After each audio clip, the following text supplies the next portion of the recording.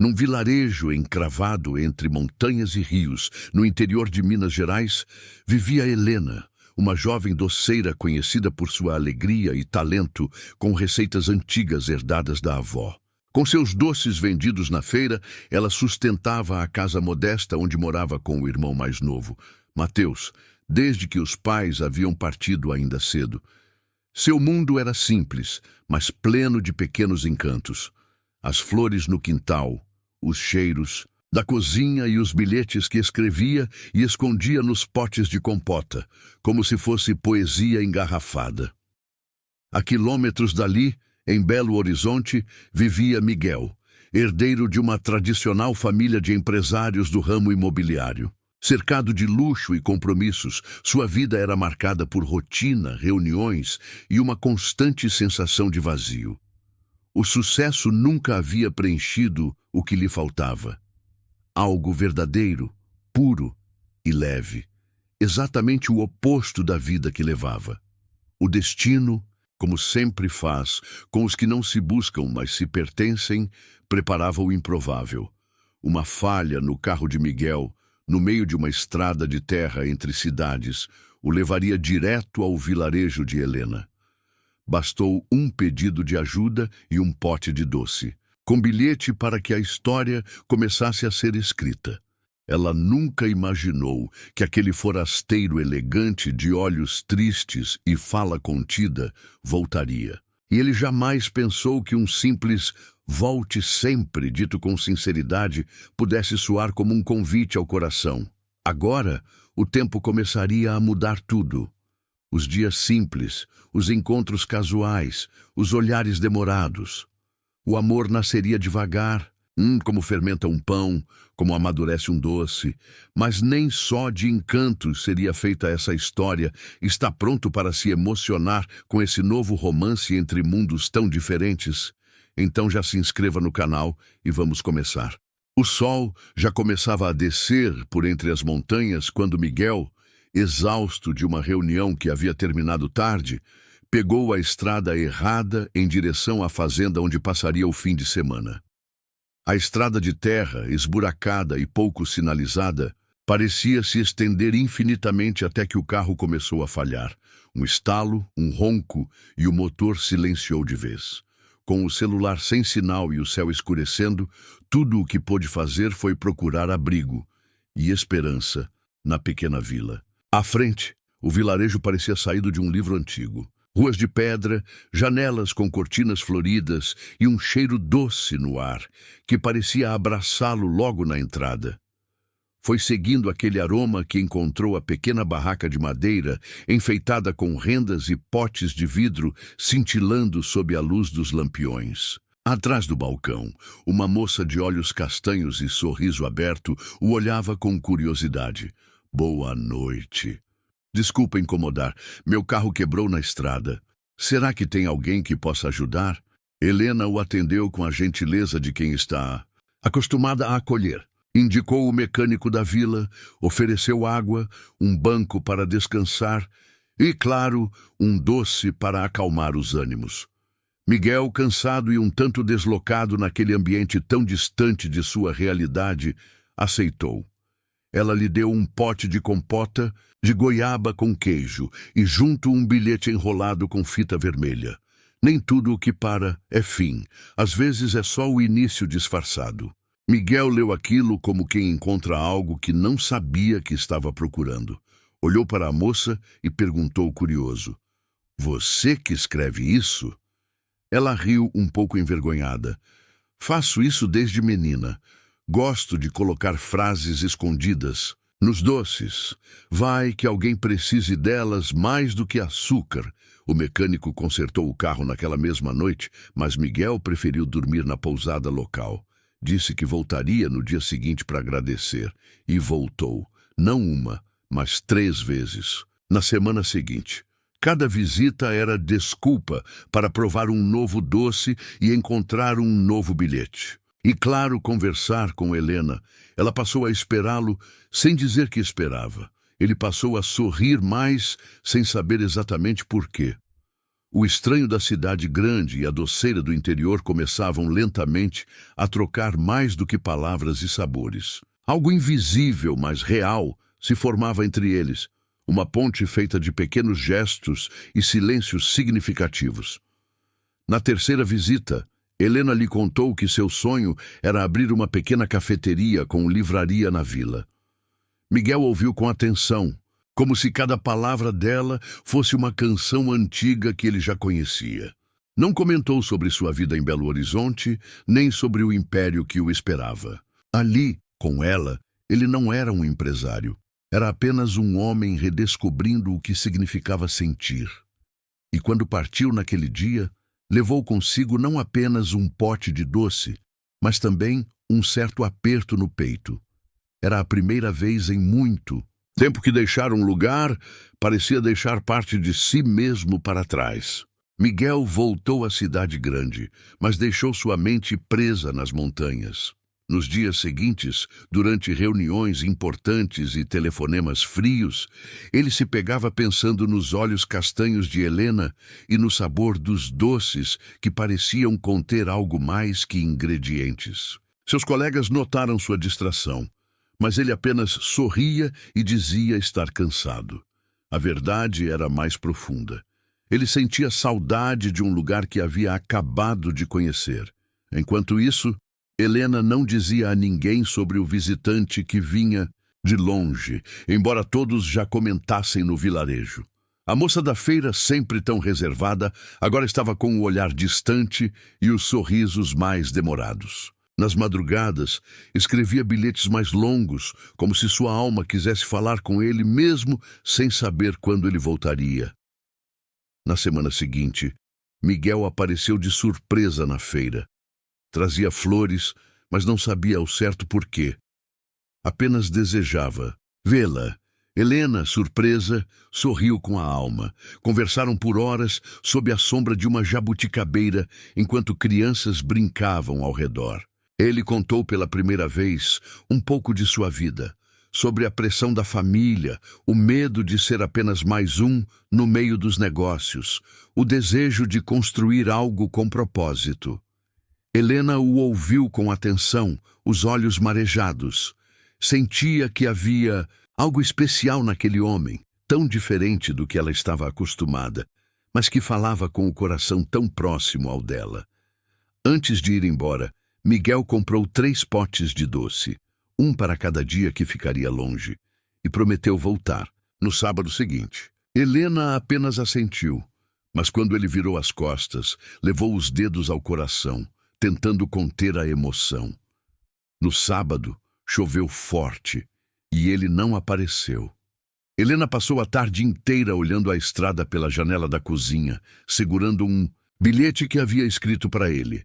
O tempo ensina que a ausência também fala. No domingo, ele também não veio, nem na segunda. O vazio começou a crescer como um espaço não preenchido entre uma linha e outra de um caderno. Miguel, de fato, não pôde ir.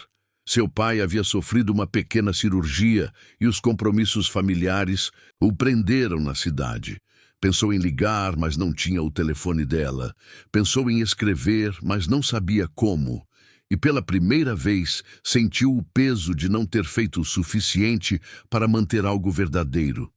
Na quarta-feira, ele apareceu novamente. Sujo de barro, cansado, mas com um olhar firme. Helena estava na barraca, e ao vê-lo, o coração quase saltou do peito. Ele não disse nada de imediato, apenas colocou um envelope nas mãos dela. Dentro havia um bilhete, o primeiro dele. Para ela, às vezes, a ausência é só a alma dizendo, me espera, estou voltando. Helena não conteve as lágrimas. Ele a abraçou ali mesmo diante de todos e foi como se o mundo ao redor se calasse por um instante. Naquele abraço havia perdão, saudade, desejo e uma promessa silenciosa de algo que começava a se firmar. A partir daquele dia, os bilhetes passaram a ser trocados entre eles. Ela escondia nos doces, ele escrevia em folhas dobradas deixadas sobre a banca. Era um romance feito de papel, açúcar e sentimento, simples como a vida, intenso como um amor que não pede licença. O relacionamento entre Helena e Miguel crescia como as árvores do cerrado, devagar, com raízes profundas e firmes. Cada encontro era uma descoberta, e os bilhetes tornaram-se um símbolo da conexão entre eles. Quando ele não podia vir, deixava mensagens com o entregador da vila. Quando ela sentia saudade, escrevia poesias que escondia nos potes enviados à capital. Mas nem todos viam aquele romance com bons olhos. Dona Íris, vizinha de Helena e amiga da família, alertava com um tom de carinho e preocupação. Minha filha, gente da cidade grande não entende a vida aqui. E quando entende, logo vai embora. Helena apenas sorria, sem dar resposta. No fundo, também temia que tudo aquilo fosse passageiro, como as chuvas de verão. Certa tarde, Miguel convidou Helena para passar um fim de semana em Belo Horizonte.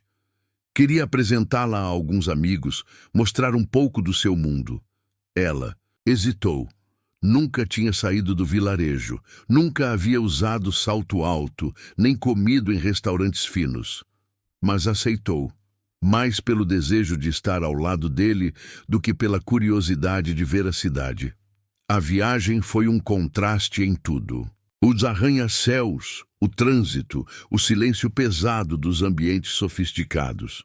Miguel tentava suavizar as diferenças, mas Helena se sentia fora de lugar. As conversas eram frias, os olhares julgavam. Em um jantar, uma ex-namorada dele apareceu e se mostrou visivelmente surpresa ao ver Helena, fazendo perguntas que pareciam inofensivas, mas carregavam veneno. Naquela noite, deitada em um quarto elegante e frio, Helena chorou baixinho. Miguel, ao notar, se aproximou. Não quero que você se sinta mal aqui. Eu só queria te trazer para o meu mundo. Ela respondeu com doçura.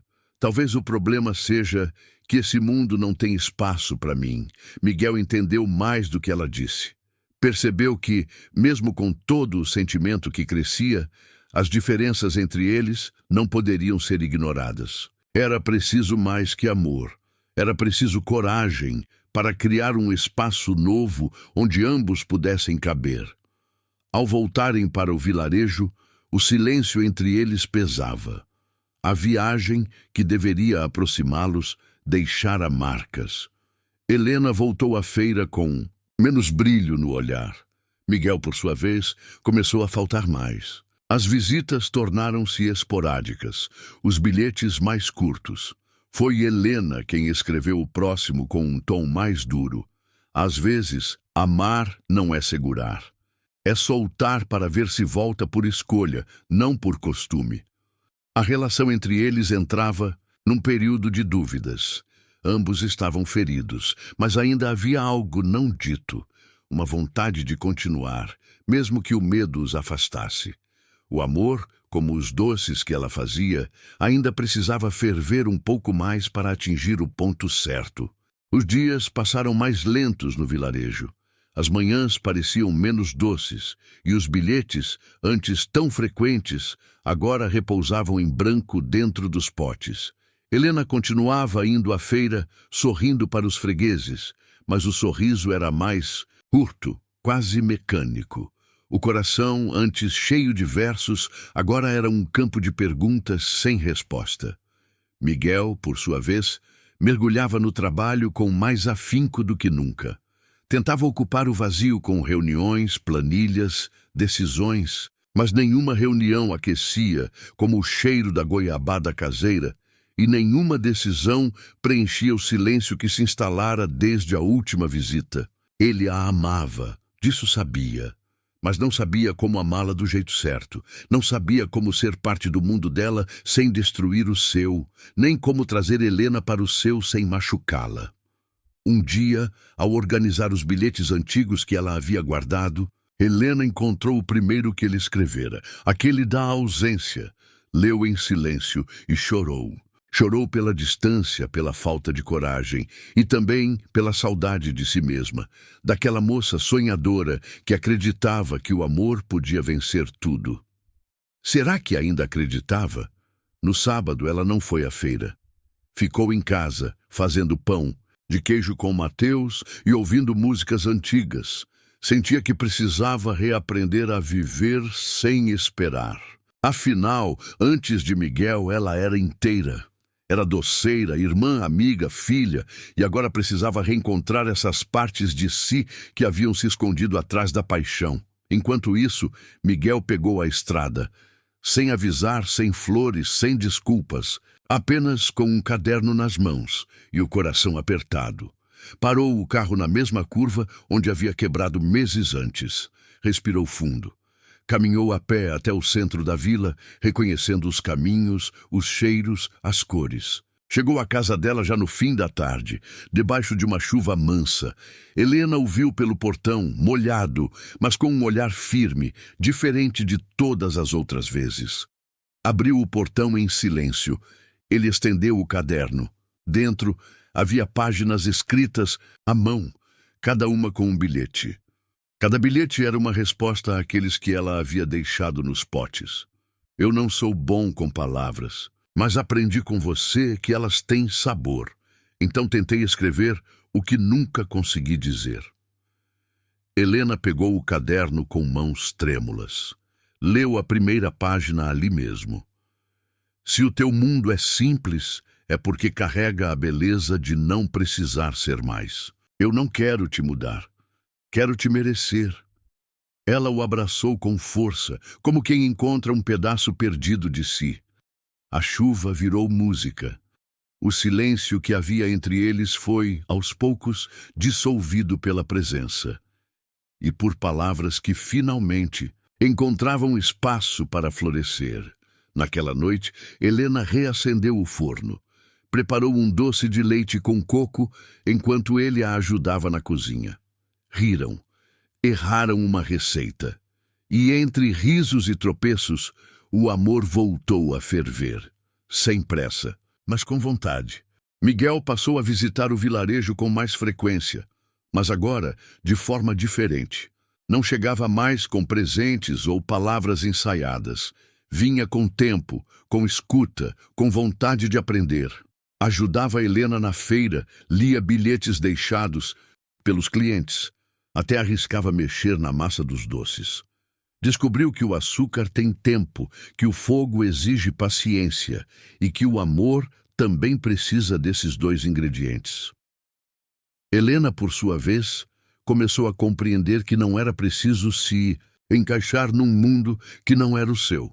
Miguel não queria mais levá-la para longe de sua realidade, mas sim ser parte dela. Ainda assim, as diferenças permaneciam. Estavam ali entre um pote e outro, entre um domingo calmo e um e-mail urgente que ele não conseguia ignorar. Certo dia, sentado sob o ipê que florescia no centro da vila, Miguel disse: "Vendi uma das minhas empresas." Ela o olhou com espanto. "Por quê?" "Porque percebi que tudo aquilo era um castelo que eu não queria mais manter de pé. Quero algo real, com você." Helena se emocionou, mas manteve a serenidade. "Eu te amo, Miguel, mas não quero ser a razão pela qual você fuja da sua vida. Quero ser a escolha de quem quer ficar." Ele sorriu e pela primeira vez sentiu-se livre. "É por isso que estou aqui, porque ficar é tudo o que eu mais desejo." Na semana seguinte, começaram a planejar juntos a cafeteria dos sonhos de Helena. Ela queria livros, janelas grandes e cheiro de café moído na hora. Miguel queria mesas compartilhadas, onde pessoas desconhecidas pudessem dividir histórias. Era um projeto dos dois, nascido de afetos e batalhas internas, moldado com esperança. A vila toda se mobilizou. Dona Íris doou as primeiras prateleiras. Mateus prometeu montar uma parede só com livros, infantis. O velho João, carpinteiro, fez as cadeiras com madeira reaproveitada da antiga escola. Era como se o amor deles tivesse contagiado todo o lugar. Mas quando tudo parecia encaminhado, uma notícia chegou.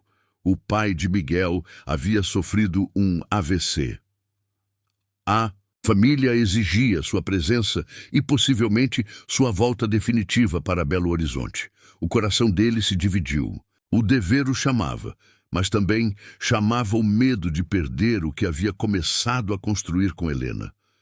Na noite anterior à viagem, eles se sentaram no mesmo banco onde haviam se abraçado pela primeira vez.